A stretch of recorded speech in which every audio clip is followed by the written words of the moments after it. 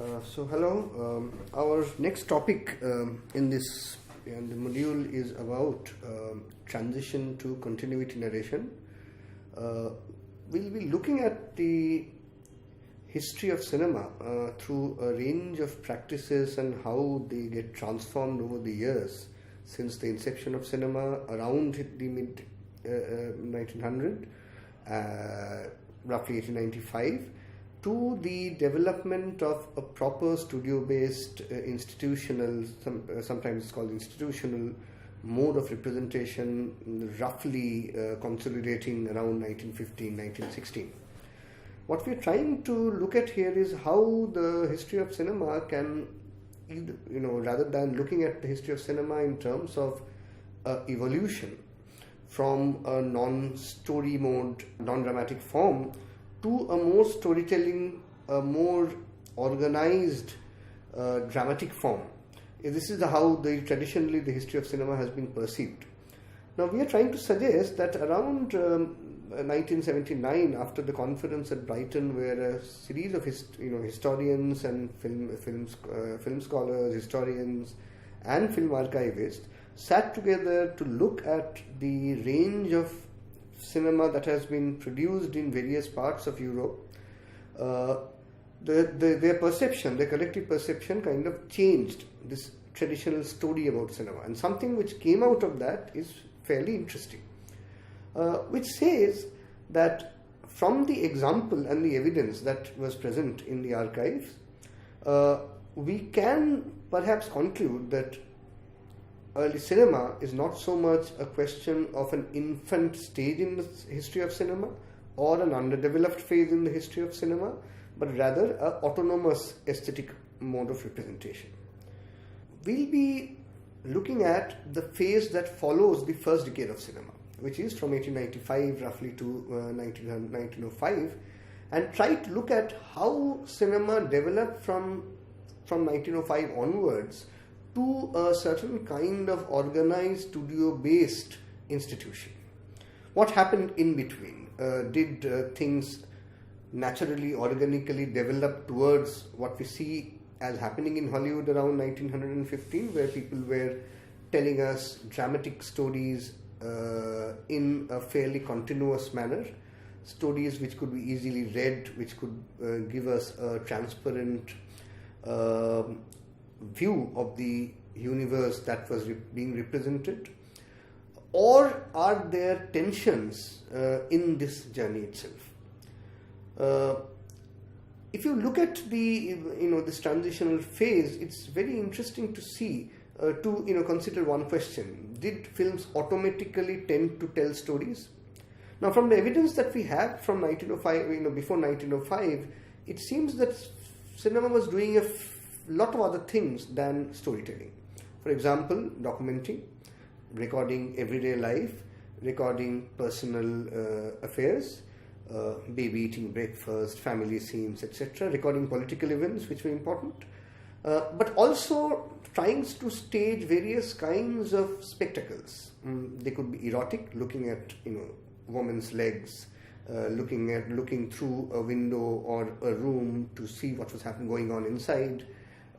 Private affairs of people, also staging a series of what you could call comic skits, people beating each other up, people colliding with each other, people having disputes and fighting with each other.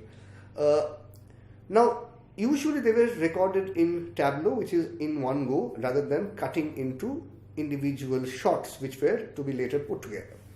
The interesting part is the development of story and exactly when it starts. Does it, and why does cinema at all start storytelling? Now, the traditional narrative is that cinema does this because it was somehow seen as cinema's telos, or the end. It was supposed to tell a story. It was as if storytelling was some inherent propensity of cinema.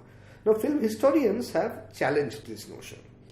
And they interestingly bring out the evidence to show that if you look at how films started getting longer in length, that is from a single shot tableau form to a multiple shot narrative, it's quite clear that storytelling of the kind that we find in Hollywood with psychologically centered characters, which are fairly complicated relationships, a certain kind of stable or fluid continuity, which makes it easy to read or move from one shot to the other and move through sequences. This complex storytelling was not something that developed overnight, and there were tensions in the propensity that drove cinema towards this end. The tension, of course, was, for example, if you look at the first instances of long films, Noel Birch, film historian Noel Birch, for instance, tells us that the first instance of storytelling, longer films, constituted of passion plays and boxing matches. So people would tell you long stories, make long films which were long in terms of their length, consisting of, let's say, 15 minutes or half an hour of length. But then it would consist of a series of tableaux, a series of scenes from a very well-known story, the story of Christ, a particular period in Christ's life. Interestingly, the scenes themselves would not have any fluid continuity. So it's more or less, if we talk about India or the Asian context, it would be more or less like taking excerpts from a well-known epic, which is read by a majority of people who know the story through some kind of oral transmission, and then they would stage the scenes and chop off various kinds of events in between. So you would have, let's say, 8 tableaus from Ramayana or 8 tableaus from Mahabharata, which would then ask you to make the connecting links, and those connecting links could be either made or people wouldn't care about them because the rest of the story is already well known. So it's a kind of highlighting of a narrative, a kind of compression of a narrative, which is not very dissimilar from the kind of expectation that we have from narrative today, storytelling cinema today. We expect the story to be told in its whole, autonomously. Even if we know what is going to happen in a particular film, if it's a genre-bound drama, for example, we would still expect the filmmaker to present the story from the beginning to the end. But this doesn't seem to be the scenario of film spectatorship in around 1901-2 or around 1905, because if you look at the other example, boxing matches, Noel Birch would argue that a series of popular boxing matches were recorded, one tableau, one static shot, sequence shot, for example, standing in for each round of boxing. So they could be sold as autonomous reels, they could be sold as a series of 1, 2, 4, 10, depending on what the exhibitor wanted. Now, as you can clearly see, there is no autonomous narrative which these films are referring to. First of all, there is a fluidity in terms of the exhibition context. There is also a very sort of loose definition of cinema here. The film that you see in England may not be the same film that you see in, let's say, Germany, because some exhibitor has chosen to show you the screen, the first round of boxing, and then the 6th, and then probably the final. The others would have a different order, or just show the final round. The other problem is, of course, the problem of comprehension, which is a very important point in the transitional period. For example, if you look at the boxing match example, if one is not familiar with the codes of boxing, one would not even know how the shots progressed. Who was winning, who was losing, why were they stopping at one point, why would they resume fight, etc.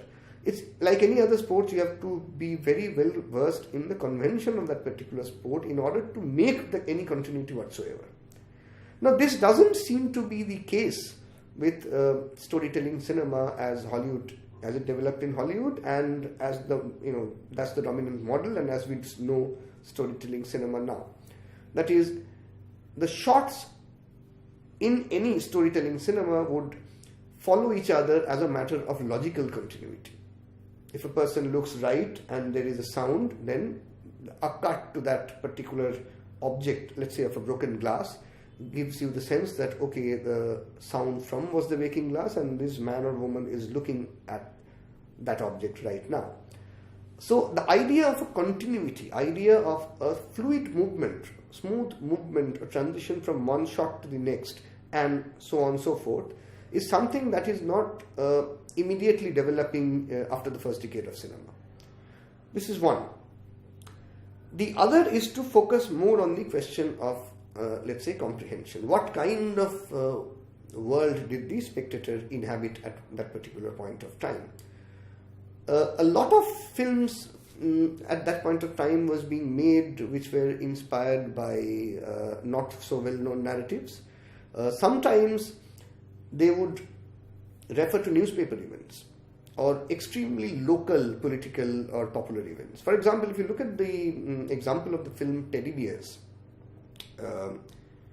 and if you look at the popular story called Goldilocks and the Three Bears on which it is based, it's a very incredible example. The story roughly follows the Goldilocks narrative, excepting at the end, suddenly there's this hunter while Goldilocks is escaping, trying to escape from the three bear family which following her. The hunter comes and suddenly shoots the Papa and Mama bear, while the cub is saved and he is taken into custody. Now, any child who is familiar with the Goldilocks narrative would be completely frustrated and appalled by this kind of resolution, and the adult audience would not be able to understand what's going on. However, where it was shown in America, at that point, people had no problem, at least in one part of America, people had no problem in understanding the narrative. It refers to an incident about President Roosevelt where he went to a hunting expedition and then he saved a bear cub. And it became an extremely popular event, and people started making toys, writing songs about this particular event, sort of advertising the benevolence of the president, his thoughtfulness, etc. And the Teddy Bears narrative incorporates into that fairy tale kind of scenario a local popular event in order to market the film for a very localized audience, somebody who's familiar with the narrative.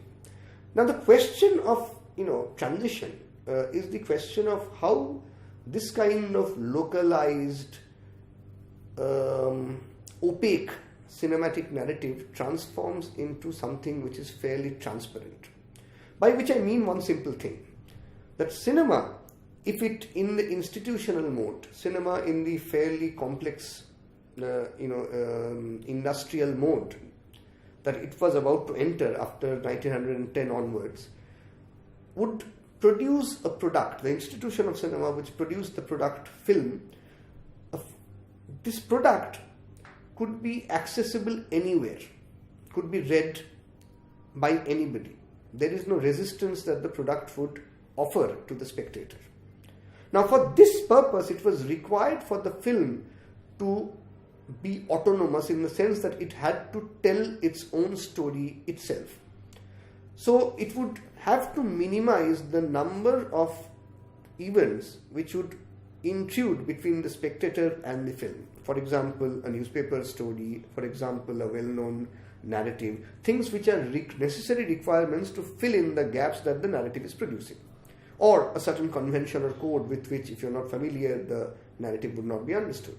So the problem was to develop this tension between a certain kind of cinema which is imagined as a much more local affair, which is imagined as a much more condensed form which can be used not as a product which is autonomous. If you look at the other aspect, the production and distribution, exhibition aspect of cinema, you'll also find a repetition of this. See, films when they were first produced did not have a streamlining of these three processes: production, distribution, exhibition. That is, sometimes it was up to the exhibitor, after buying the product, in the way in which he would screen them. He could also edit a bit. This is because people were initially buying shots, scenes. And if, for example, there's this famous example called Kiss in the Tunnel, where we see from 1902, 1901, these tunnel films, the train and tunnel films, would record trains going into and out, so coming out from the tunnel, or arrival of a train at a station, or entry of a train into a tunnel. And sometimes in between these two kinds of shots, they would insert a staged shot of a couple kissing, presumably inside the compartment. Now, for the exhibitor, it would depend. Now, this film could be sold as a travelogue, as a kind of actuality film in the Lumiere mode, train arriving at the station, or one could combine the three shots to produce a slight narrative. Again, depending on the circumstance and depending on the context, the second shot, the in-between shot of the couple kissing, could be redone, restaged to suit the taste of the local audience. So, different kind of kiss in the tunnel films would have different kind of insert shots. Sometimes the compartment could be first class, sometimes the compartment could be a second class compartment, featuring working class people. Sometimes people could identify actors from the local. So it would therefore be a kind of form which is not autonomous, it's not tight, it's not a product which could be streamlined and sold everywhere. The streamlining of narrative is exactly what is at stake in the transitional period. And we want us to remember that it is not only about the choice of the exhibitor or the producer, or only about the question of whether or not to tell a story and how to tell a story, but also because of the demand that was being placed on the then film industry. So at this particular point, something very important is happening, which is the beginning of the Nickelodeon era. Now, Nickelodeon is a storefront theatre, that is, people in various places of America, because cinema was becoming a popular product, were transforming their storefront, that is, some kind of space that they own and use for other purposes, into exhibition site. Now, in the Nickelodeon, for a very cheap ticket price, they would let in a huge amount of audience for a variety show of shorts. But now, unlike the other variety shows of the beginning, or the entertainment format in the earlier decade, in the fairground, amusement parks, etc., film would feature in the Nickelodeon as a major entertainment. It would be billed, they would have billboard signs outside presenting now a series of films or films, advertising them. So it would not only show films, but definitely films would be something of a major in this entertainment format. Now, for a Nickelodeon, in order for the Nickelodeon would be permanent houses, there would not be itinerant exhibitions. So they would require to show the films for a longer time, and people would come and flock from neighborhood areas. So they would want a change or variety in the program. Therefore, logically, one would need much more films and one would need longer films in order to fill up the time. So obviously there was a demand for films that could be longer, and longer films eventually tended to produce storytelling films, because that was the format in which one could shoot and produce many films as required as per contemporary requirement. So it's very important to see the mushrooming of Nickelodeons and the kind of demand placed on cinema as a particular determinant for why films started to move, or that tendency towards storytelling kind of developed in cinema. Now, if you clearly look at this particular period, you'll find that the continuity narration and the narration which was focused on the tableau would alternate. Therefore, one could have a series of films which had a fairly developed continuity editing, fairly developed analytic division of shots, let's say Rescued by Rover by Cecil Hepworth. One could also have shots, Porter's how to find, biographs personal, or Porter's how a French nobleman got his wife,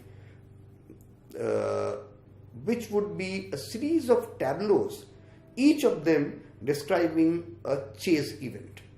So again, it's very important to locate the chase film as a kind of distinctive sort of index of the transitional period. The chase was actually the form which could usher in the question of continuity before complex storytelling films came in. Why is this? A very simple answer. A chase film which focuses on the chaser and the chased, the rescuer and the rescued, people following each other, the follower and the followed, pursuer pursued. They would have a way in which these two clusters could be connected to each other in terms of temporal succession, in terms of a certain kind of suspense, and in terms of a certain kind of spatial continuity. The direction in which these two groups, for example, or these two people characters are moving. So the exercise of continuity begins with the exercise of chase. And I'll end by giving you one good example of this, which is The Runaway Horse by Pathe. It's an incredibly interesting film because if you look at the first half of the film, it shows a propensity towards very developed continuity editing in terms of the question of time. It shows a man going up the stairs to deliver a particular set of items in a house, leaving his horse cart. And the horse starts eating from a bag of oats, which is lying down in the street. Now, as we intercut between the man going up and down the house and the horse eating from the sack, we clearly see the sack shrinking, and the horse eats up a whole lot of excess food and becomes extremely excited. But the second part of the film is entirely based on how the horse goes berserk and starts pushing, causing havoc on the streets by running. People fall down, people get hurt, and they start chasing the horse. Immediately the film transforms into a typical chase format film, where each of the scene is one part in the chase. Interestingly enough, a chase film has a peculiar nature. One can end it anywhere one likes. It's not a film that has a specific beginning, middle and an end, which is, it can be constitute of 18 shots or 38 shots or 20 shots. Or I can subtract and add any number of shots to expand the chase. Now, this idea of a film which is not autonomous, which doesn't have a specific beginning, middle and end, and therefore it doesn't have a very specific resolution. Most of these chase films would have a difficulty in ending. I mean, one again is reminded of this famous film called That Fatal Sneeze, which is modeled on the chase form. A little boy picks up mischief on an elderly man by throwing pepper in his handkerchief. The man starts sneezing. And immediately we have a series of sneeze events. The elderly man sneezing, something falls down. The elderly man sneezes, something breaks down. And eventually people start following him. Now, the film expands the chase sequence, and you really wonder where and how the film is going to end. Of course, there is no such problem that the film narrative is trying to solve. Therefore, one has to have, sometimes it ends in punishment, as in the early decade of cinema. Sometimes it ends in a kind of magnificent way. I mean, somebody explodes. The sneezing suddenly stops and the man vanishes. These kinds of very fantastic sort of transformation endings that we see, which tells you something very important about the transitional period. That this is a period in which there is a tendency towards storytelling, but the model for a complicated psychological framework, a complicated spatiotemporal continuity as a model for storytelling is not yet up on the horizon. So it's still indecisive whether to follow the tableau format and work with the cinema of attractions, the cinema of spectacles, tying spectacles together according to the requirement of the market, or to develop towards the model of the novel or the mature theatre, a model of realism in which you would tell stories based on causal connections, very tight causal connections and psychological complexity.